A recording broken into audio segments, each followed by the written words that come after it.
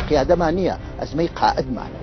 باڵەچیەکانی ناویەکی نیشتمانی کوردستان ڕێککەوتون لەسەر تهدیدکردنی کەسێک بۆ پۆستی جێگری سەرۆکی حکوومەت. ئەوەی کە جێگری مام جەلالن، حرمەتم بۆیان هەیە، دوو کەسی تەبیعین بە کۆنگرە بوونەتە جێگر و مام جەلال دەستنیشانی ئەوانی کردو بۆ جێگر. حکوومەتی کە فراوان بۆ شێوەیە پێگێت کە هێزی دووەم داوای وەزارەتی ناوخۆکە بۆ نمونە پێ نەدرێت. درەنگە من ئەبوایە زووتر بماکردای، بەڵام زۆر نان لە هیچ لایەکە ترسی نەمە ترسیشین لەسەر هیچ لایە. هیچ جیاوازێک لە نێوان وەزارەتەکانان نییە. ئەی بۆ پارتی دموکراتی کوردستان یانێکی نیشتمانی کوردستان واز لە وەزارەتی پێشمەرگۆ ناوخۆ نایەنێ و ئاوادانکردنەوە وەرگرێ یاکەنێ باڵاوەرگرێ. حتا تعلیقی ئێوە ئەکانەوە لە جانتاکەی دکتۆر ئاشتیە، ئێمە لەو جانتاوە کردومانەتە وەزارەت.